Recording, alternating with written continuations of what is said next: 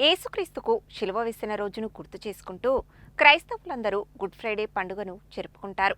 క్రైస్తవుల ముఖ్యమైన పండుగలలో గుడ్ ఫ్రైడే ఒకటి. క్రైస్తవులందరూ దేవుడుగా ఆరాధించే యేసుక్రీస్తుకు శిలువ వేసిన రోజు గుడ్ ఫ్రైడే. శుక్రవారం గుడ్ ఫ్రైడే సందర్భంగా గుడ్ ఫ్రైడే విశిష్టతపై కథనం. యేసుక్రీస్తుకు శిలువ వేసినప్పటికీ ఆయన 3 రోజుల పాటు జీవించి ఉండటం చూసి ప్రజలందరూ ఆశ్చర్యానికి గురయ్యారు. అయితే ఆయనకు శిలువ వేసిన రోజు శుక్రవారం కావడంతో దీనిని హోలీ ఫ్రైడే, బ్లాక్ ఫ్రైడే అని కూడా పిలుస్తారు. ప్రజలందరి రక్షణ కోసం యేసయ్య తన జీవితాన్ని త్యాగం చేశాడని క్రైస్తవులు నమ్ముతారు. యేసుక్రీస్తు పునరుత్థానం అంటే ఆయన మళ్లీ తిరిగి వచ్చారని విశ్వసిస్తూ క్రైస్తవులు ఈ రోజును స్మరించుకుంటారు. గుడ్ ఫ్రైడేను సంతాప దినంగా పరిగణిస్తారు.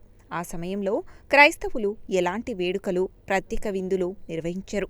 బదులుగా కఠినమైన ఉపవాస దీక్షలను పాటిస్తూ మాంసాహారం తీసుకోకుండా ప్రార్థనల్లో నిమగ్నమవుతారు. క్రైస్తవ మత విశ్వాసాల ప్రకారం యేసయ్యను దేవుని కుమారుడిగా భావిస్తారు.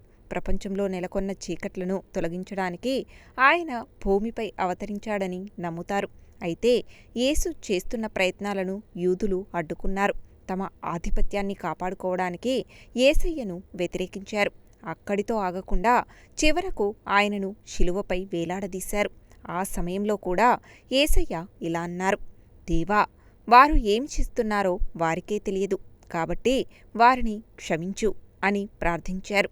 తనను హింసించిన వారికి కూడా మంచి కలగాలని కోరుకున్న ఆ మహోన్నత భావం వల్లనే ఈ రోజును గుడ్ ఫ్రైడేగా పిలుస్తారని చెబుతారు. గుడ్ ఫ్రైడే రోజున యేసుక్రీస్తును స్మరించుకుంటూ చర్చిల్లో ప్రత్యేక ప్రార్థనలు నిర్వహిస్తారు. పాస్టర్లు ప్రత్యేక సందేశాలు ఇస్తూ యేసుక్రీస్తుకు శిలువ వేయడానికి దారితీసిన సంఘటనలను గుర్తు చేస్తారు. ఈ సందర్భంగా కేవలం 30 వెండి నాణేల కోసం జుడాస్ యేసయ్యను ఎలా మోసం చేశాడో, ఆయనను ఎంత క్రూరంగా హింసించారో, ఎందుకు శిలువ వేశారో, శిలువపై ఎలా వేలాడదీశారో వంటి సంఘటనలను వివరంగా చెబుతారు.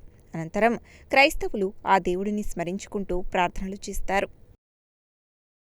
విశ్వాసులందరూ కూడా గుడ్ ఫ్రైడే సెలబ్రేషన్స్ చేసుకున్నారు.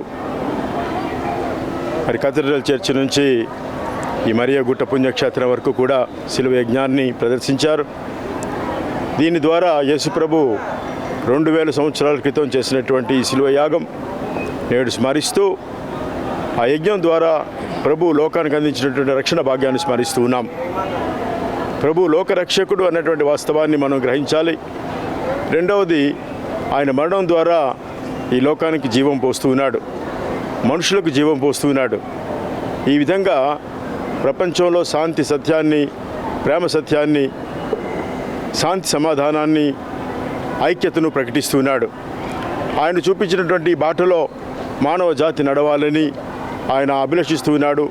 ఈ విధంగా ఈ సెలబ్రేషన్స్ ఘనంగా చేసుకుంటూ ఉన్నాం. చాలామంది భక్తులు వచ్చారు. చాలా చక్కగా జరిగింది. చక్కటి వాతావరణం.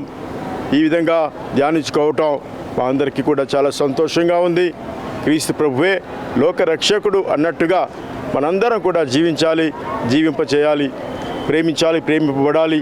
ఈ విధంగా ప్రభు అందించినటువంటి ఈ యొక్క భాగ్యాన్ని, పరలోక భాగ్యాన్ని అందరం కూడా అనుభవిస్తూ, అందరూ మనుషులుగా బ్రతుకుతూ, మానవత్వంతో జీవిస్తూ, దైవత్వంతో ముందుకు సాగాలని ప్రభు నేర్పిస్తున్నాడు. కాబట్టి అటువంటి దైవత్వంతో మన జీవితాలు ముందుకు సాగింపు చేసుకుంటూ మనమందరము కూడా గుడ్ ఫ్రైడే అనేటువంటి రోజుని కొనియాడుతూ ఉన్నాం. క్రీస్తు ప్రభువు మానవాళి రక్షణార్థమై ఈ లోకానికి వచ్చి మరణించి మనందరి కోసం రక్షణ తీసుకుని వచ్చినటువంటి శుభ సందేశాన్ని ఈ యొక్క గుడ్ ఫ్రైడే మనకి ఇస్తుంది.